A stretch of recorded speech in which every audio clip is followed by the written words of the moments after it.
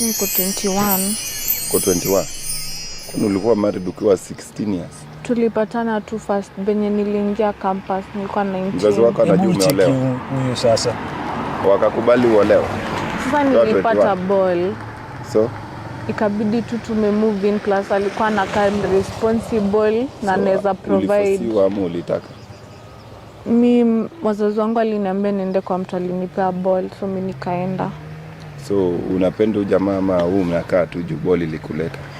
Sasa tuko na mtoto na ana provide, lakini he's too serious for life. Today, I don't want to talk, but I couldn't sleep. Ladies, let's meet at the back of the tent. Yes, we need to talk. We need to discuss. This issue is pertinent. Guys, how come you are destroying something that is so precious, that is so special, just like that? You found a good husband, you found a listening man, but you are taking him for a ride. You are now, starting to tell him that you are too young. You need to explore life. You still have got your whole life ahead of you.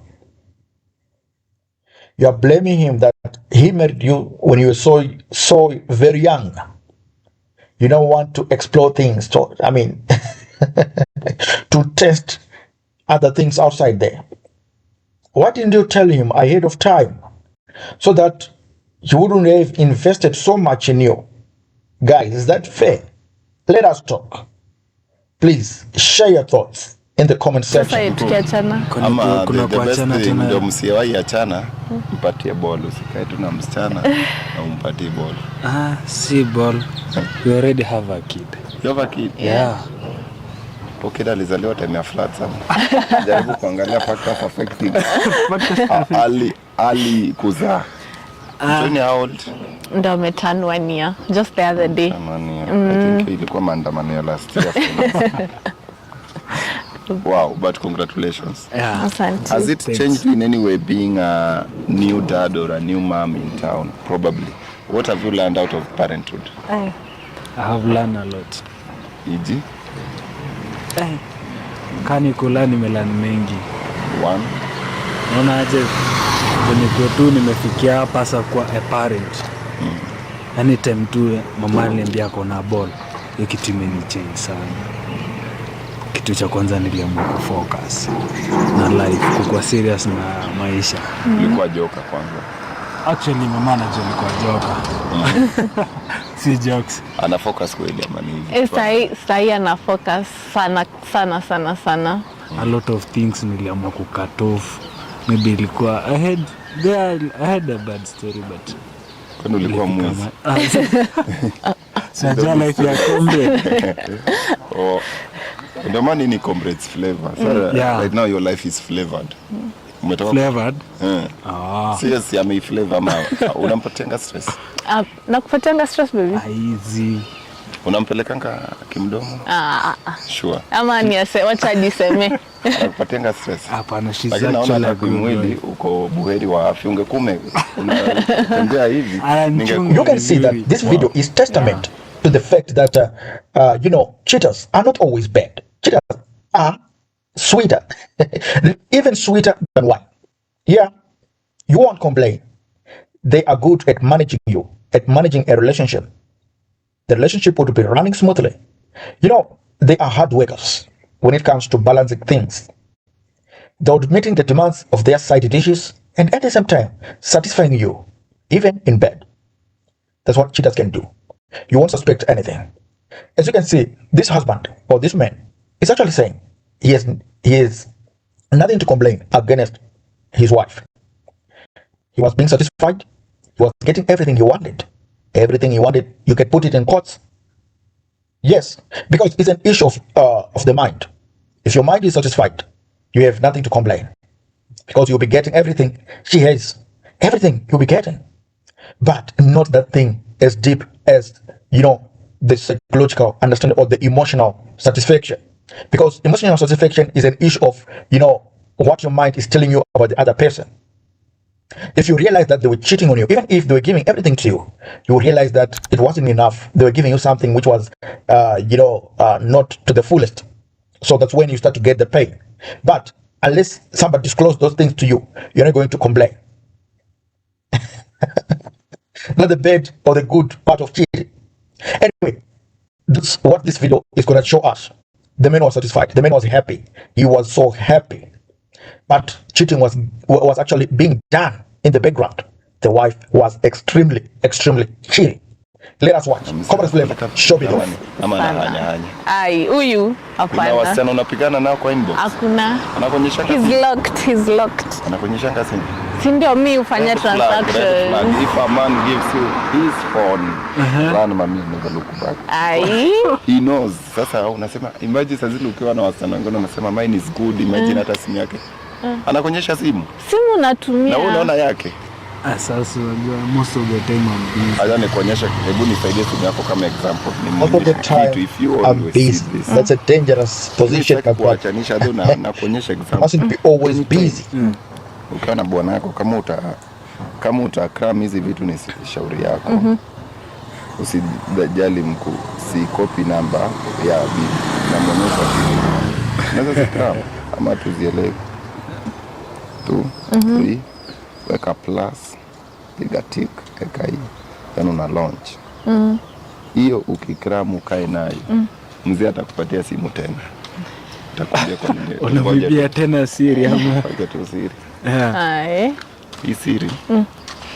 Naleta message yote amedelete na kukupatia simu. Naleta wote amedisable when you call what time, labda ameka DND. Do not disturb. Wewe ushadelete ni message? Ai, hapana. Tutumie yako kama example. You are the guinea pig. So, Comrades Flavor explained how the loyalty test, is conducted and so forth, so that the parties understand what is going to happen to them. Okay, because sometimes legally it is gonna be something that would be troubling you if you simply just conduct a loyalty test without explaining the things to the people involved. That could give rise to some lawsuits. So he explained to them and they understood and agreed to participate in the test, which was something good on the part of Comrades Flavor.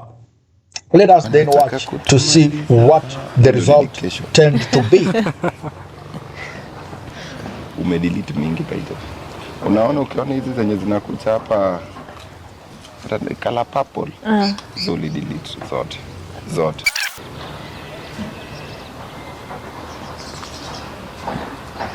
So without any time wasted, Comrades Flavor found something. I do not swing that way. Oh man.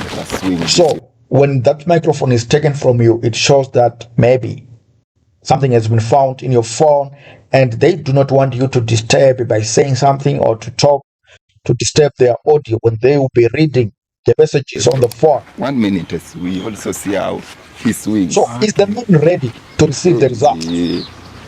Now I was just joking now. It's does the man uses this would phone? Be so willing.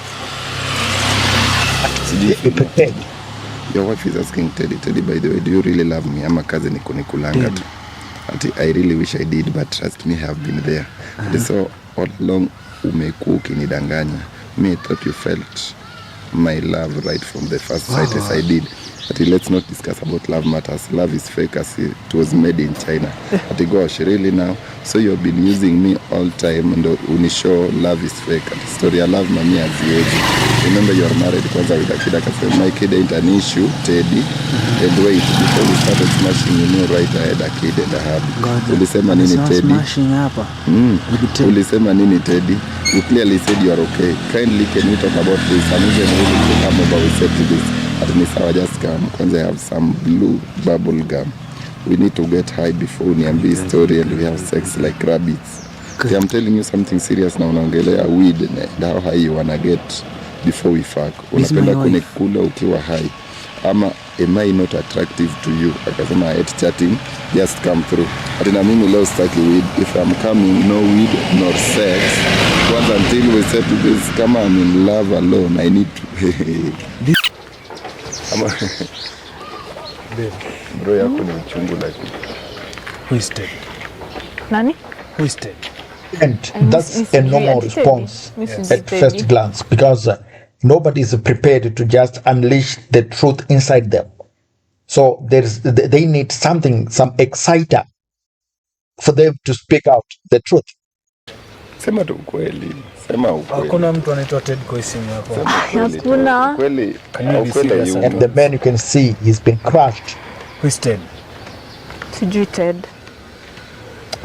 His heart has been reeled, ni simu yangu. has been crushed to a point. Hiyo text ziko kwa simu yako hapo, hizo ni vitu gani? Wanataka kutumaliza bro. Imagine tu vitenye wife yangu anaongea shule. Babe, hizi ni nani bubble? Unaita bubble blue. It doesn't matter. What will you be doing with Teddy? That's the question to be answered. And it became toxic. I mean, it became as a roadside show, as you can see. Ulikuwa unaongelea nini? Lakini baby, kama you never had home, surely what am I supposed to do? Teda anajua uko married na bado tu. Sasa naweza kama hii baby. Tulia kwanza. Ted ulikuwa ndio anakuita kwa old man. Mimi niko 21.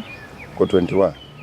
Kwani ulikuwa married ukiwa 16 years? Tulipatana tu first benye niliingia campus nilikuwa 19. Mzazi wako anajua umeolewa. Huyo sasa.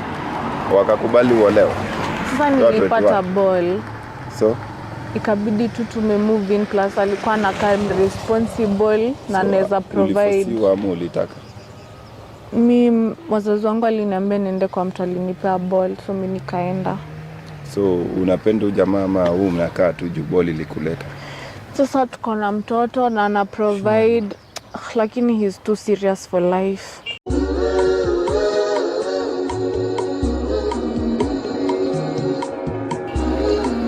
Unataka jokers? Mimi nataka mtu like tunaweza chill, tuna enjoy life. Imagine mtu akwangi home. What do you call enjoying life? Kuvuta weed ama? Imagine mi bado niko age ya ku-explore.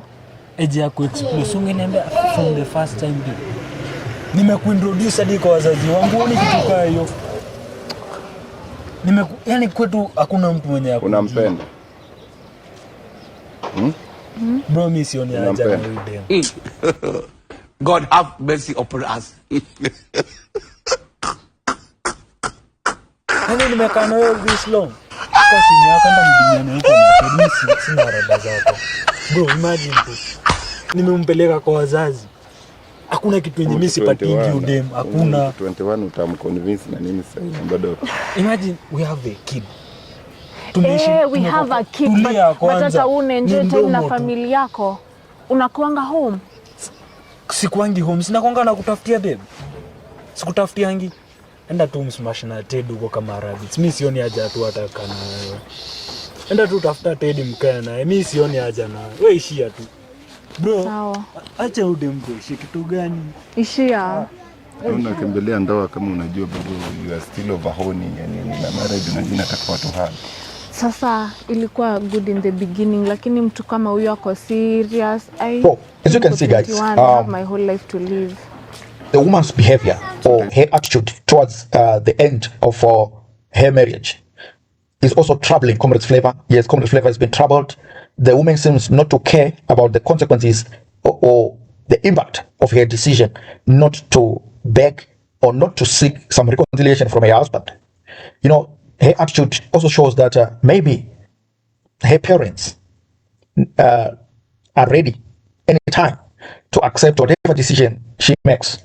Yes, that's a good and civilized, disposition that the parents should be ready to accept their kids back whenever they face challenges in their marriages. But to some extent, it causes some inconveniences. Socially, because the parents do not live in a vacuum. They were expecting the kid to be married, but all of a sudden, the kid is back. To some extent, it causes some psychological damage or some psychological pain because, nobody wants their kids to be out of wedlock when they were married.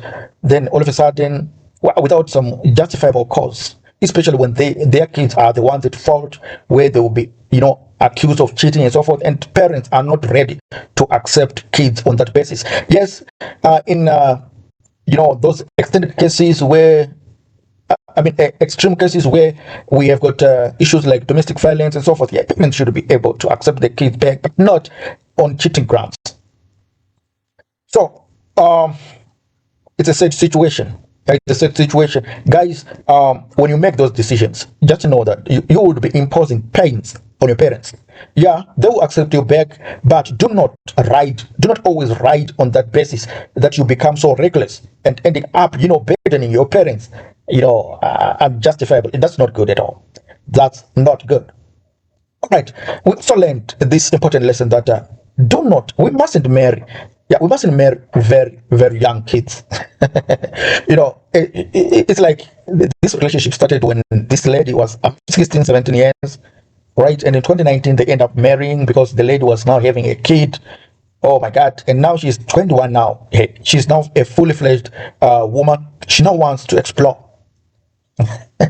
So all of those, until maybe she reaches around 25, she will be, exploring.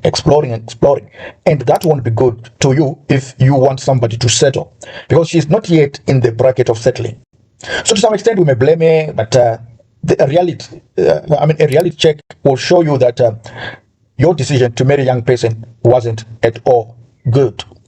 So it's a win-win. It's a 50-50 situation where we're going to say, oh, Boychild, had the right to reject her and dump her and so forth.